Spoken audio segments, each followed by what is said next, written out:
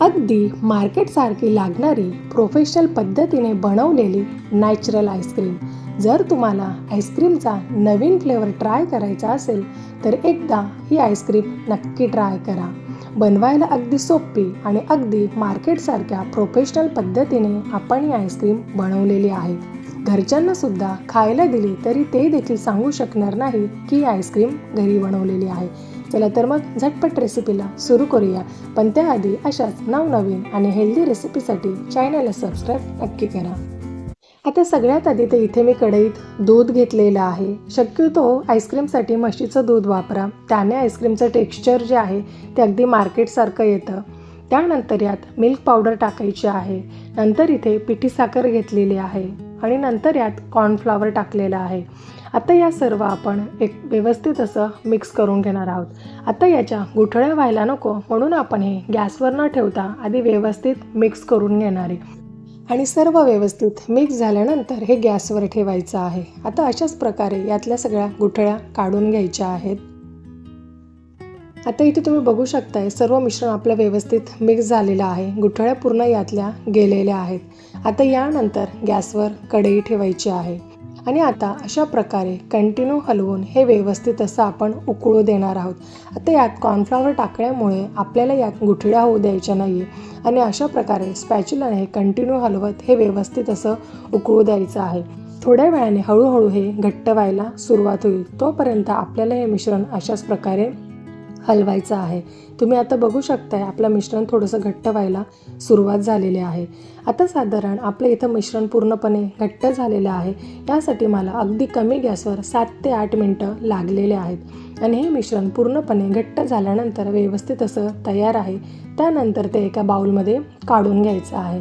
आता इथे आपण बाकीच्या वस्तू करतोय तोपर्यंत आपलं मिश्रण देखील पूर्णपणे गार होणार आहे. आता इथे मी पेरू घेतलेले आहेत. आता पेरू शक्यतो आतून जे लाल असतात असेच वापरा, त्याने आपल्याला खूप छान फ्लेवर येतो.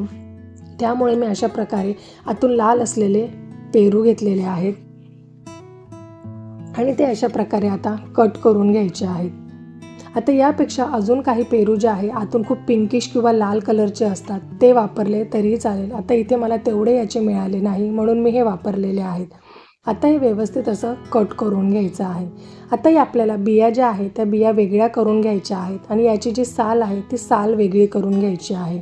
बियामुळे आपल्या ज्या आईस्क्रीमला आहे त्या व्यवस्थित अशा लागत नाही खाताना, म्हणून या बाजूला करून घ्यायच्या आहे आणि या बिया देखील आपण वापरणार आहोत. पण अशा प्रकारे मी त्या वेगळ्या करून घेतलेल्या आहेत आणि यानंतर या बिया ज्या आहेत आपण व्यवस्थित अशा मिक्सरमध्ये थोडेसे बारीक तुकडे करून घेणार आहोत आणि आता या बिया ज्या आहेत त्या आपण मिक्सरमध्ये दळणार आहे, जेणेकरून आपल्याला जो पेरूचा फ्लेवर आहे तो बियांनी देखील मिळणार आहे. आणि इथे ज्या बाकीच्या साल आहेत यातले देखील मी काही जे साल आहेत ते कट करून आपल्या मिक्सरच्या भांड्यात टाकून घेणार आहे.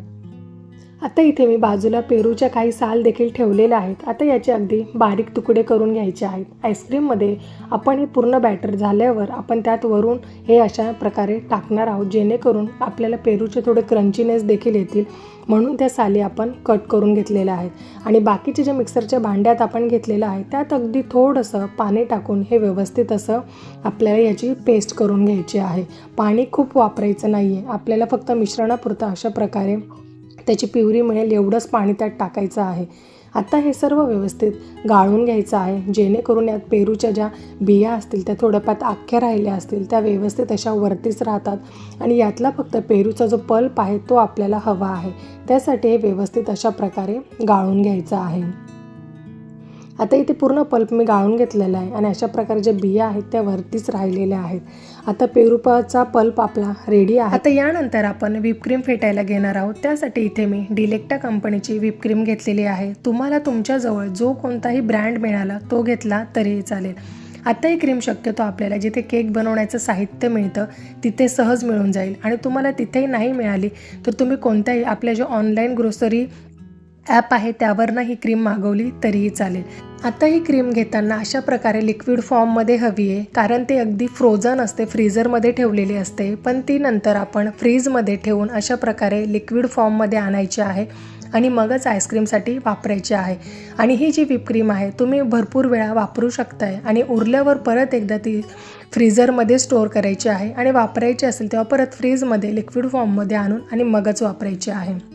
आता अशा प्रकारे ही क्रीम व्यवस्थित अशी फेटून घ्यायची आहे. आता केकसाठी आपण खूप फेटतो, पण आपल्याला इथे तेवढी क्रीम फेटायची नाही आहे. थोडीशी सॉफ्ट आणि थोडीशी कडक अशा प्रकारे झाली का आपली क्रीम ही आईस्क्रीमसाठी तयार आहे क्रीम. आता यानंतर यात कंडेन्स मिल्क टाकणार आहोत. आता आपल्याला अगदी प्रोफेशनल पद्धतीने आईस्क्रीम बनवायची आहे, त्यात या सर्व वस्तू असणे गरजेचंच आहे.